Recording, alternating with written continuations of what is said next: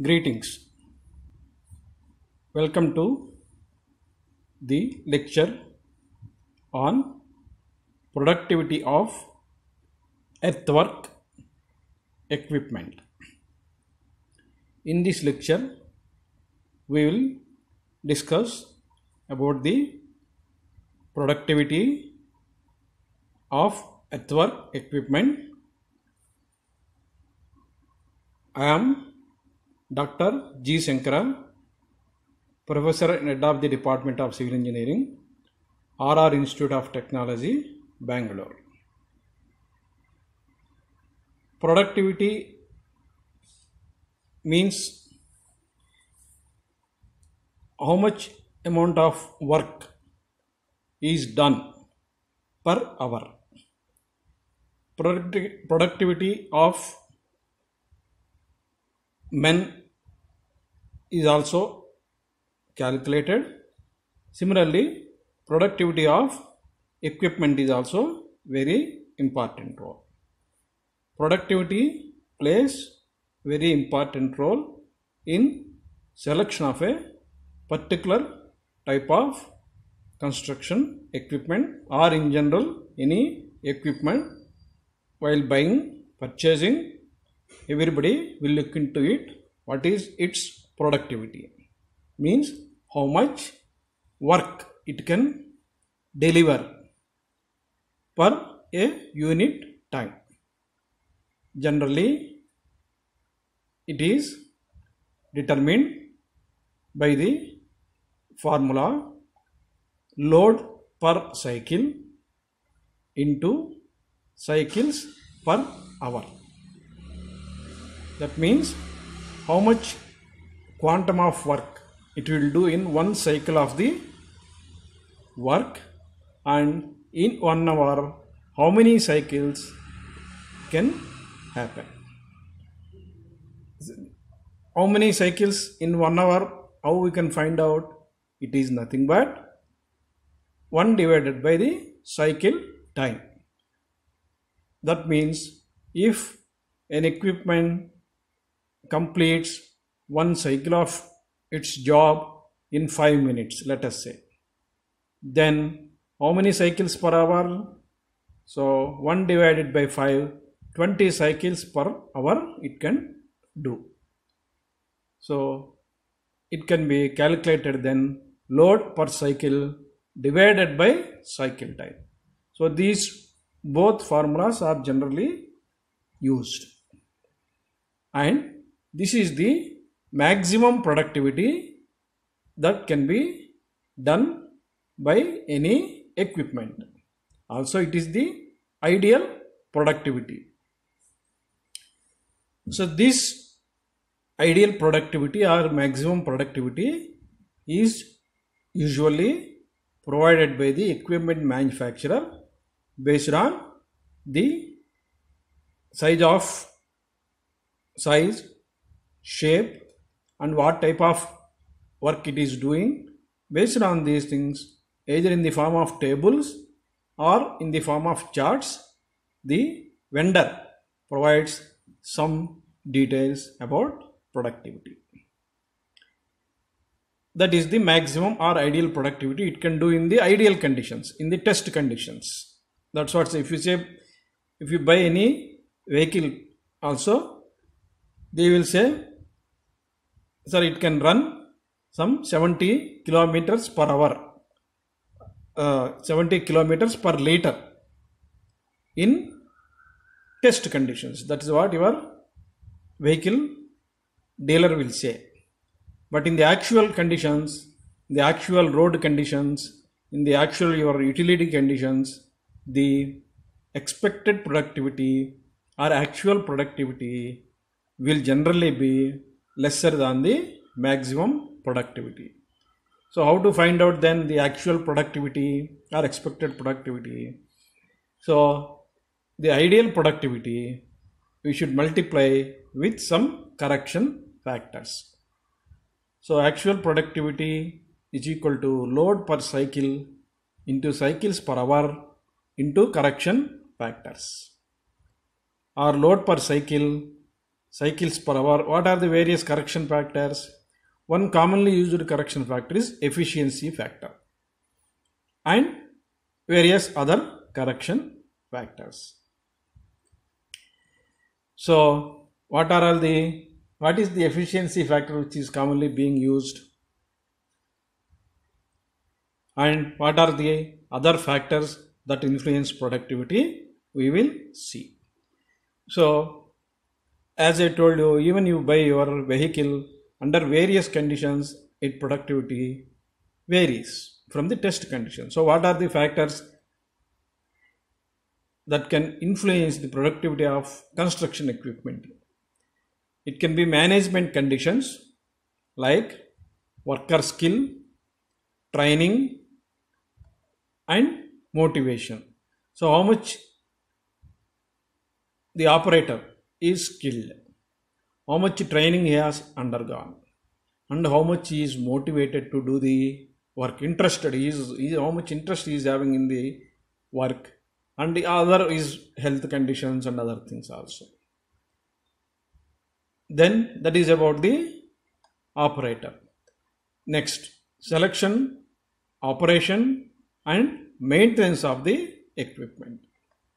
So what type of the equipment you have selected means the manufacturer, its make, where it is made, the material it is used in the equipment, all those things. Then operation and maintenance of the, how regularly it is maintained, how correctly it is operated. These factors also influence the productivity.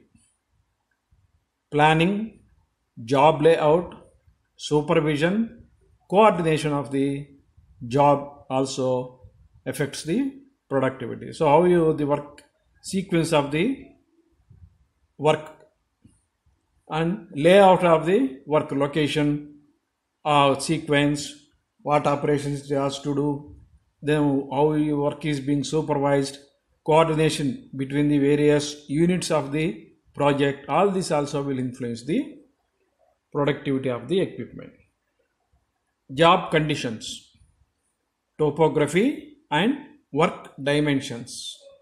So how much big the work is, big or small or medium size, topography, the soil conditions, the road conditions, the accessibility and other site conditions, surface and weather conditions, work method of sequence. So all these relating to the job conditions also can influence the productivity of the construction equipment. So we have seen there are generally correction factors is classified into, one is efficiency factor and other correction factors. What is efficiency correction factor? Efficiency correction factor is with respect to the time, working minutes per hour. So we are considering generally 1 hour means 60 minutes, but it is generally not possible for every equipment to operate completely all the 60 minutes in the hour at the same pace and same condition. So that's why we will consider generally only 50 minutes as the working minutes in hour instead of 60 minutes. So that means efficiency factor is 50 by 60 is 0.833. So this is you have to multiply the ideal productivity with efficiency factor. It can vary also. Some equipment may work only 30 minutes per hour. Some equipments based on other conditions, job conditions and management conditions. So if the data is available, we should take that minutes per hour. If no data is available and based on the experience, generally efficiency factor is considered as 0.833. Then other correction factors, they depends upon the other management and job conditions. So it varies from equipment to equipment, site to site, type of the job, all those things. So there are for that also some standard factors are developed and they are available in various literature, which is some references mentioned at the end of this presentation discussion also contains the data about the values of various other correction factors. Now let us see what equipment we are going to discuss. There are so many types of earthwork equipments are there, but in this lecture we will focus on some major or main type of earthwork equipment: excavator, dozer or bulldozer, compactor, grader, dumper or dump truck. So these are all the earthwork equipment which we are going to discuss in this lecture. So they are involved in various operations of the earthwork. So what are all the various operations? They do excavation, they do digging, they do loading, they do hauling, means transportation of the earthwork, they will do dumping of the earthwork, they do compaction, they do leveling, they return, then spot, means maneuvering in the particular spot to the in different directions, rotation and moving in the particular spot for different directions, etc. So all these operations takes some time. So the cycle time, what we are told in the formula, the cycle time is a combination of all these times required for various operations by the equipment. So each equipment do some of these jobs, and you have to add the combination of the time required for each operation, and you will get the cycle time for that equipment. So here also then we have to multiply with some of the correction factors, because cycle time again varies with the type of the equipment, other management and job conditions. Now as we are discussing mainly about the earthwork equipment, how this earthwork, quantum of work or quantity of earth is measured, the work how it is measured. So there are different, it depends upon the different characteristics of the soil conditions. It depends upon the condition of the site, condition of the earth, condition of the soil. So during these operations, earthwork operations, the soil volume undergoes some changes. Sometimes it will swell, means it will increase its volume, it expands, and sometimes it undergo shrinkage. Okay, for example, see here the left side figure is the called the natural condition of the earth, undisturbed condition. Okay, so if we take that volume as 1, so this is called in place, in situ, natural, undisturbed condition. It is also called as bank volume. So the soil as it is in the original condition, before the equipment going there, before the equipment touching it, that is called the undisturbed or in place condition, or the volume of the soil in that condition is measured as bank volume.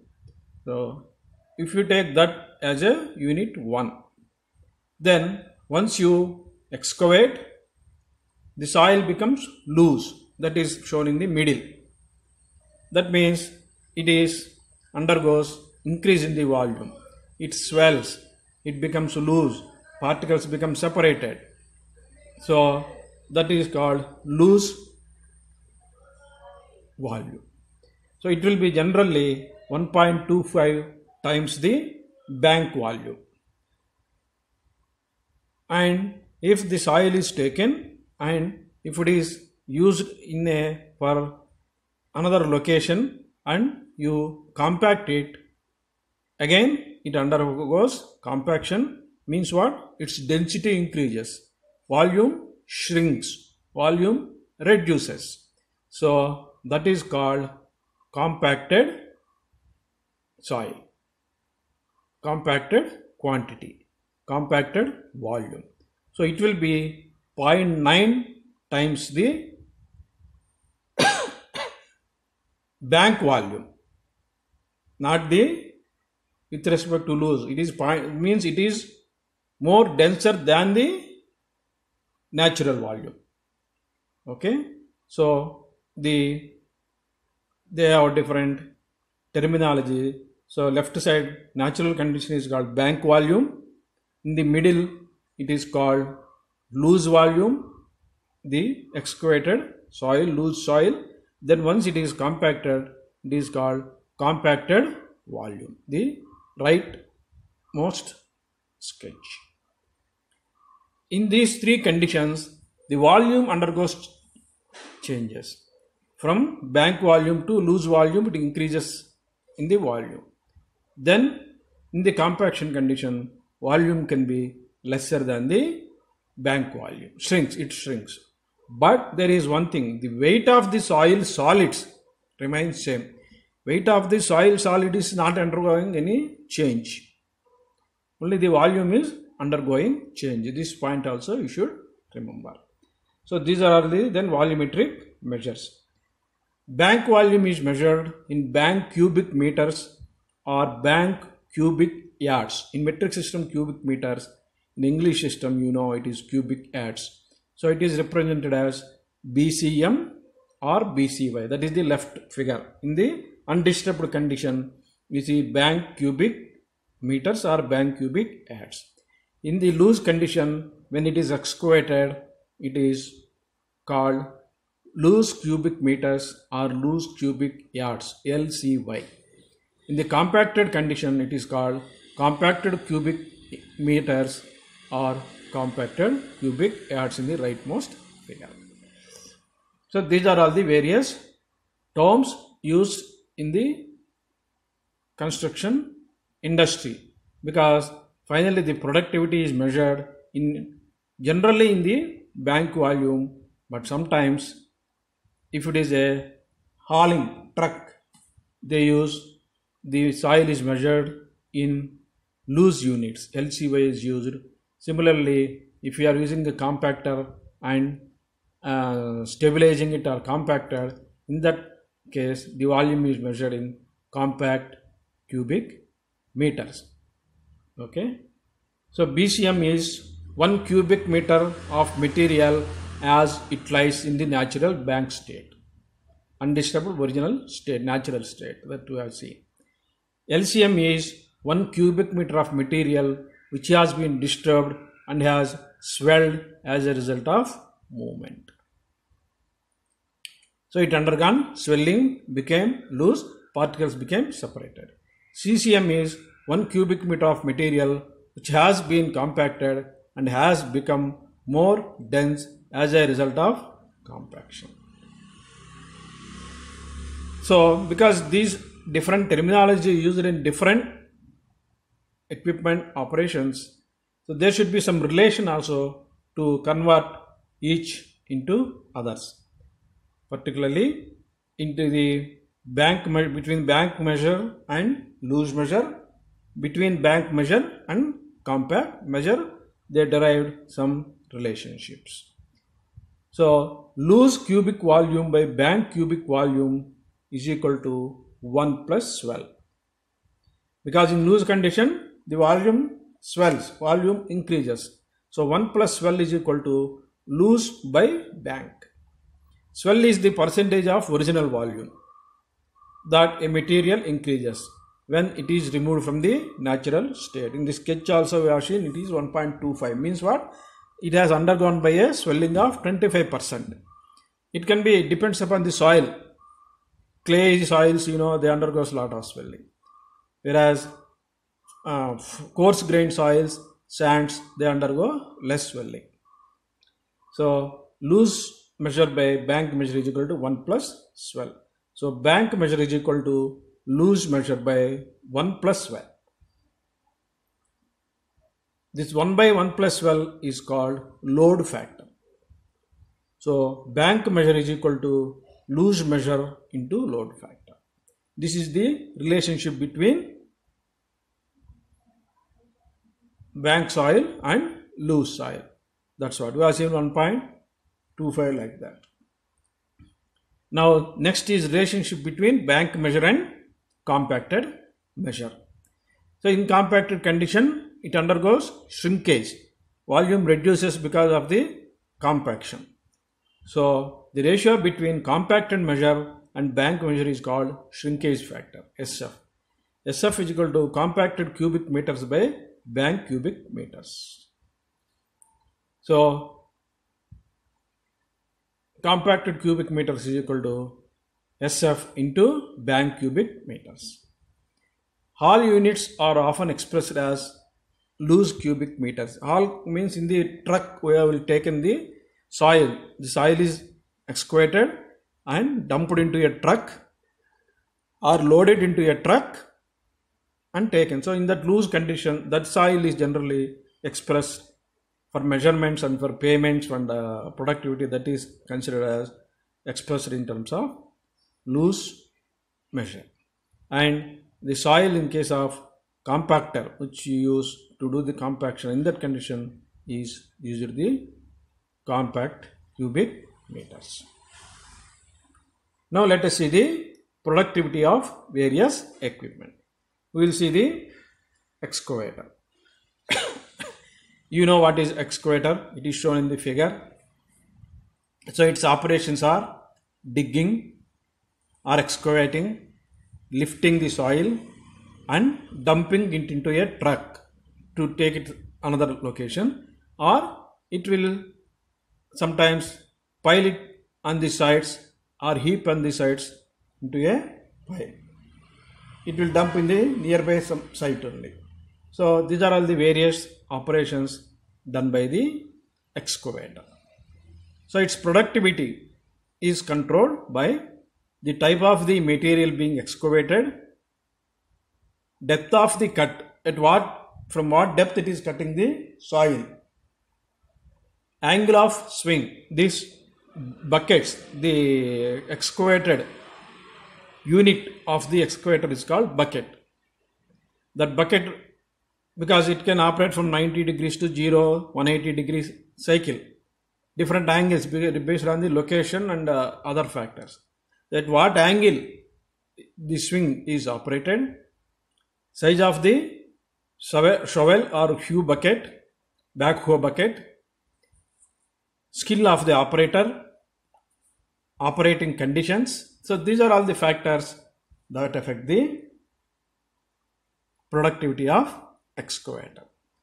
So the ideal productivity is in this case calculated bucket capacity into fill factor divided by ideal cycle time. So this bucket capacity into fill factor will give you the volume of the work, quantity of work. Why you should multiply the bucket capacity with fill factor? Bucket capacity can only give the volume, but it depends upon the type of the soil. As shown in the figure, bucket can take sometimes more volume of soil than its capacity. If you see, the capacity of the bucket is generally given by the struck capacity in the right figure. But if the soil is a wet clay or any moisture is there in the soil, then while it can take more soil bucket because of its heaping nature or bulking nature, the soil can heap even above the bucket brim. So in that condition, the quantity of soil held by the bucket can be more than its truck capacity. Fill factors are used to account for the different bulking properties, heaping capacity of the different types of material. Different soils have different fill factors. Stickier soil has a greater fill factor. The cohesive soils, clays, sticky soil, if moisture is there, naturally it can hold because of its interparticle attractions, etc. More soil is heaped into the bucket, so it can excavate and lift more soil. Whereas coarse grained and dry soils will be sometimes even rocks. If you are digging the rocks, they may be sometimes lesser than the struck capacity also. So that bucket capacity should be multiplied by the fill factor. That is the volume. So ideal productivity is, we have seen volume by the cycle time. Now actual productivity is this ideal productivity calculated above into efficiency factor, which you have seen how many minutes in 1 hour it will work, into swing depth factor. So swing and depth of the location and of the equipment operation also influence how much quantity of work it will do. So swing depth factor is a coefficient which is obtained by considering the swing angle and depth of excavation. So this formula, actual productivity, can be also represented as loose cubic meter per hour is equal to C into S into V into B into E. C is cycles per hour, swing depth factor, bucket volume, bucket fill factor. So bucket fill factor can be for clay soils, it will be around 1 to 1.1 or even 1.2, like that also, higher than the actual bucket capacity. And poorly blasted rock, etc., it can be lower than the 0.85, 1, it can be lower than the struck capacity. So these factors, so bucket volume should be multiplied with various correction factors. What are that? Bucket fill factor, efficiency factor, swing depth factor, and then it is multiplied by the how many cycles per hour it operates. So this will give you the actual productivity. Then conversion of LCM to BCM, we have seen earlier, is BCM is equal to LCM by 1 plus swell. Same thing here, actual productivity, if you want in BCM per hour, it is C into S into V into B into E divided by 1 plus swell. Equipment manufacturers provide data of productivity based on bucket capacity. As I told you earlier, any equipment manufacturer will give you under test conditions what is its productivity. So in this case, if the bucket capacity is so many cubic meters, it can do so much productivity. Like that, equipment manufacturer will give you the values, ideal conditions, ideal productivity. Then that with multiplying factors, you can get the actual productivity. Values of various correction factors can be found in the reference, and multiplying with the data provided by the equipment manufacturer also, you can find out the actual productivity. Or from the basic formulas, you can calculate the ideal productivity, multiply with the various correction factors. Next equipment is dozer. Dozer is what you can see in the figure. It will have a front blade. It is a tractor driven machine, usually having a broad horizontal blade for moving earth. So it moves earth, that is called, or any other materials. It pushes, that is called moves. Main operation is moving the various materials with the blades. So this is called a dozer. So it has various operations sequence. What is that? Let us see. Bulldozer positions to start excavation. That is also sometimes spot. Bulldozer scoops or digs for the length of a pass to fill the blade. So it will fill its blade. Bulldozer hauls the load by rolling, crawling, pushing or pulling. The load is discharged or dumped at the desired location. The bulldozer repositions to exit the dump site. Bulldozer backtracks to the loading location. So these are all the various operations. So the time required to all these operations, if you add, you will get the cycle time for each cycle. Then you can calculate the productivity as with the ideal productivity as load per cycle divided by the cycle time, or load per cycle into number of cycles per hour. Then similarly, equipment manufacturer will give you tables or charts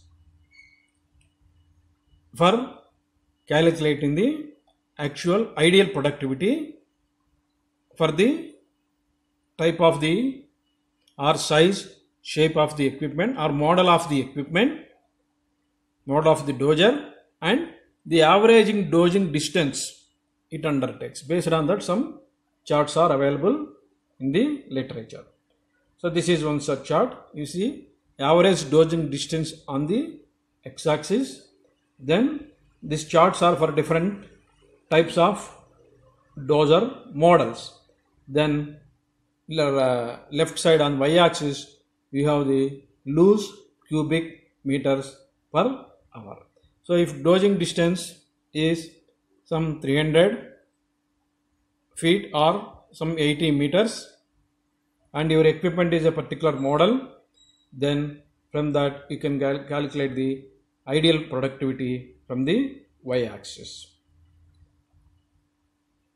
Okay, once you get the ideal productivity from the equipment manufacturer's data, then based on various correction factors you can calculate the actual productivity. What are the correction factors? In this case there are so many correction factors.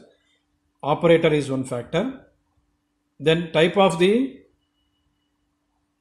its wheels also, whether it is a track type dozer or wheel type dozer, that also decides the productivity. Then based on the type of the operator, if he is an excellent operator, whether he is an average operator, poor operator, then what type of material, hard to cut, like that. Then slot dozing, side by side dozing, visibility, then direct drive transmission, then grades. All these things are the various correction factors you should apply. Then multiply the maximum productivity obtained from the charts with the correction factors, you will get the expected or actual productivity. Next equipment is compactor. Compactors is shown in this sketch. So we call in local terminology also roller. Compactors are versatile machines that efficiently and effectively compact various soils and aggregates. So the soil is spread on the site, then to stabilize and compact it, compactors are being used. Compactor productivity usually is expressed in compacted cubic meter, CCM. Here we have to use the unit generally, CCM per hour. Then lift thickness is an important factor for selecting compactor type and determining its productivity. Lift thickness plays very important role. What is lift thickness? Lift is the spread of loose soil in layers, which is later compacted by the compactor. That means if you spread the loose soil in, let us say, half meter thickness or 1 meter or 1.5 meter, like that you can spread the in different layers of thickness. So based on the thickness of layers and type of the material, you have to select the compactor. Then compactor productivity is a function of effective compaction width, not the actual compaction width of the compactor. We have to take the effective compaction width, because while doing the compaction it overlaps the previously compacted layer once again. So actual effective width will be slightly less than the actual width of the compactor. Then compactor speed, or what speed it is operating, that will give you the cycles also, number of cycles. Thickness of the compacted lift, number of passes required to achieve the desired density. So how much density you require, it depends upon the how many times it should pass on the soil. So number of passes easily influence the productivity. Then other operational factors. So all these factors we should put into the productivity formula. So then the formula is productivity is equal to W into S into D into OF divided by N, where W is the effective compaction width, S is the average, all the parameters which are in compactor speed, D is the thickness of the lift, OS is the operating factors or that operational efficiency, N is the number of passes required. The effective compaction width is usually less than the length or width of the compactor drum or width of the tires on a pneumatic tire compactor. Why? Because the operator will overlap each pass to ensure all areas are fully compacted. So some portion of the previous pass is again compacted in the next pass. Some overlap will take place. So because of that, the actual effective width will be less than the actual length of the compactor. So with all these factors, if you multiply the ideal productivity, you will get the actual productivity. Then next equipment is grader. So it is shown here, equipment is shown here. Blade or the leveler will be generally in the middle.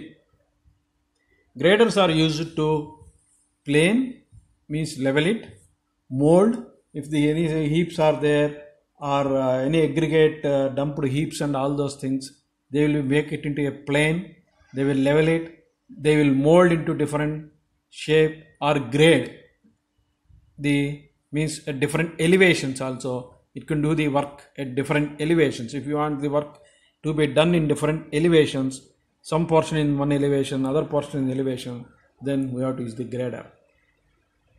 Desired shape and elevation. Grader productivity is expressed in area measure per unit time, such as square meter per hour. So here we will use the not cubic meters. Here in this case it is expressed in square meters, the productivity, because it basically works in a spreading, leveling, those works are measured in areas. Okay, so grade productivity is a function of effective grading width, average grading speed, number of passes required to achieve the desired smoothness, and the operational efficiency. Similar to the compactor, this one. Now, how actually it operates? Grading operations. These grading operations tend to be two types. One, it can be a linear, such as a road. If it is working on a road, it will be linear from one end to other end in a straight line, in a stretch, in a narrow stretch. Or it can be a rectangular, means in an area, if it is doing a parking lot or any aerodrome areas or any area if it is working on a area size, then operation or its movement will be different. When grading a linear project, the grader operator usually grades in one direction from one end to the other end, then turns around at the end of the stretch and grades in the other direction from other end to the this time. That is the simple operation in case of a linear long stretch operations if it is doing. So in this case the productivity is calculated area per unit time, S into W into OF by N. S is the average grading speed, W is the effective grading width, OF is the operating factor, N is the number of passes required, etc. The operating factor is equal to the number of minutes working per hour divided by 60, what we call as efficiency factor. So this is how the productivity of a linear grader is calculated. Then how the productivity of a area grader is calculated? So when grading is a rectangular project, grader operator uses either the back and forth method or the looping method. He follows two methods, any one of the two methods based on this, that actual site conditions, and based on the operator he can follow two based on the prescription of the engineer, contractor, etc. What is back and forth method? If you see, they are shown in the sketch. Top one is back and forth method.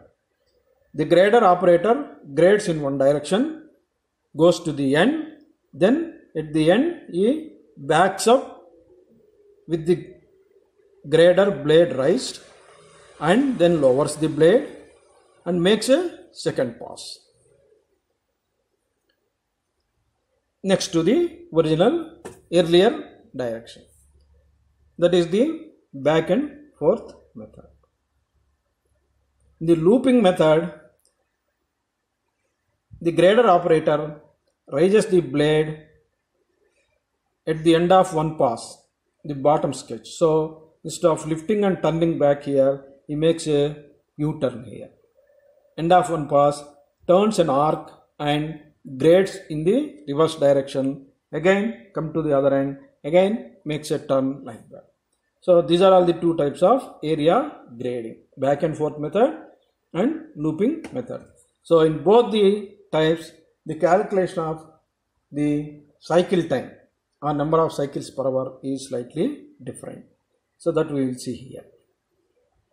So basically the formula is area graded per cycle into OE by CT into N. That is the basic formula of a productivity like any other equipment. So the CT is the cycle time, which is calculated as shown below. It is different for based on the type of that grader operation. Then OE is the operation efficiency, N is the number of passes required. The cycle time for the back and forth method is estimated using the equation 1 below, is equal to dF by SF plus dr by SR. Basically what is the time? Time is distance by the speed.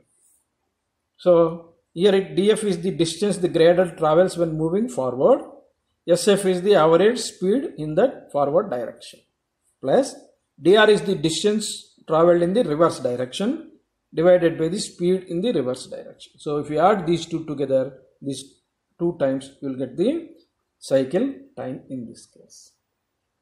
That end lifting and turning back time is very negligible generally, that will not be considered in the calculation. Whereas in case of the looping method, it is CT is equal to dF by SF plus dt by ST.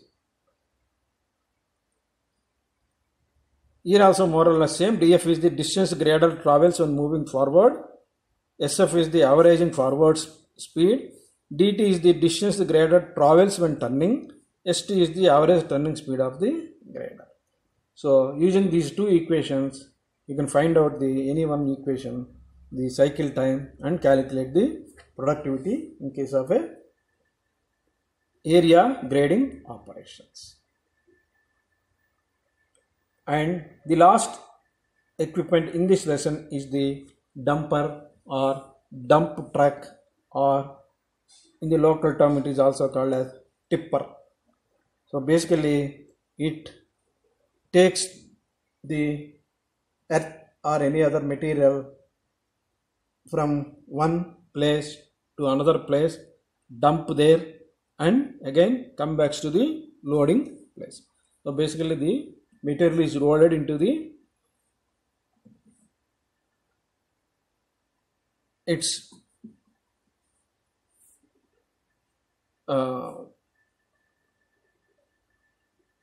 capacity is filled with the material, then loaded with the any other loading equipment like excavator, etc. Then it hauls or travels to the dumping site, takes the material there, dumps the material there, and again return back to the loading place.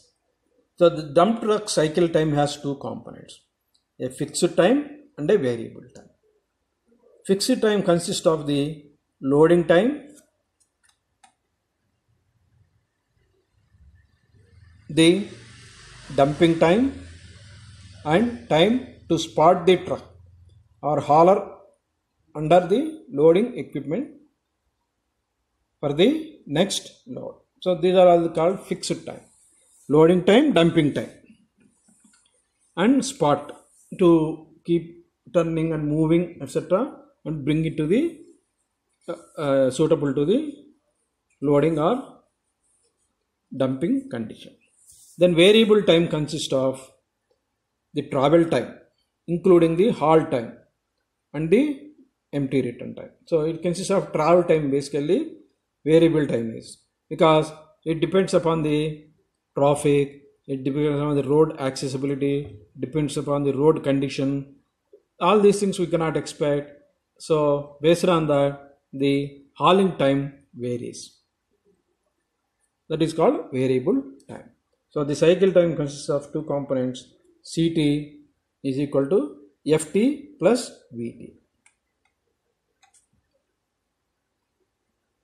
Ct is fixed time, Ct is equal to cycle time, Ft is fixed time, Vt is the variable time. Ft is the fixed time, which is equal to the sum of the loading time, the dumping time, and the spotting time. Vt is the variable time. So you have to calculate both these. So cycle time is all these things together: loading, hauling, dumping, and return. Loading time is function of the capacity and cycle time of the loading equipment, the capacity of the truck, and the skill of the loading operator. Loading time means the material is loaded into the truck. So it depends upon what? First its capacity of the truck, then capacity of the loading equipment like any other excavator, etc. How much soil it can load at a time. So its capacity. Then the cycle time of the loading equipment and skill of the loading operator. So all these things will decide the loading time of the equipment truck. Then loading time can be estimated using the equation below. Load time is equal to number of loader cycles required into loader cycle time basically. Okay, so how many cycles of the loading equipment required to complete this truck capacity into the loader cycle time. Number of loader cycles required is estimated using the equation to this. Number of loader cycles to load a truck is volume of the truck divided by the volume of the loader. Let us say volume of the truck is some 500 cubic meters and loader capacity is 250 cubic meters. So how many cycles will be required? Loader cycle 2 cycles, 500 by 250. In 2 cycles the loader will fill the truck. Okay, so this is how you can calculate the loading time of the truck. Then here one more is truck capacity and loader capacity must be calculated on the same basis. Either you should use same measure for both. You have to use bank measure or loose measure or compacted measure. Generally loose measure is used in case of this hauling or dump trucks, and the value should be rounded off to a whole number. If the capacity is of the truck is 500 and the capacity of the loader is, let us say, 225, then it will not, if you divide it 500 by 225, you will not get a whole number, you will get some fraction. So make it to a round number like to whole number, as partial load cycles are not possible. The dumping time is a function of the, now loading we have seen. Now what is the dumping time? It is a function of the type and condition of the material, whether it is wet or dry, the method of dumping or spreading, and the type and maneuverability of the truck. All these factors will affect the dumping time. The haul and return time are function of haul road profile, grade resistance, the surface condition of the haul road, rolling resistance, where sometimes it may be going up, sometimes it going down, so that also will affect surface condition, road profile, distance to be traveled, altitude of the project site, and performance characteristics of the truck or hauler. All these will decide the hauling and return times. They can be, once you all these things are there, actually how you calculate the hauling time. So it is nothing but the distance by the speed. Dividing the dump site distance by the average truck speed, you will get the time in one direction. Plus the time in other direction also, you can add same thing. Once the cycle time is estimated from all the above calculations, now the hauler productivity can be estimated using our regular equation. What is that? Volume into operational efficiency divided by cycle time. So this is the standard equation for any earthwork equipment. So using the same equation, we can find out the productivity of the hauling or dumper, dump truck, tipper, etc.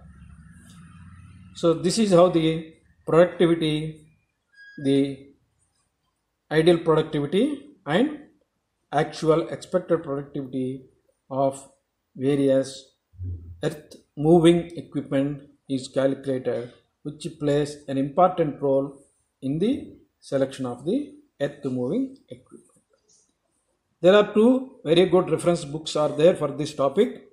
One is Construction Equipment Management by Scafel-Berger and Migliaccio,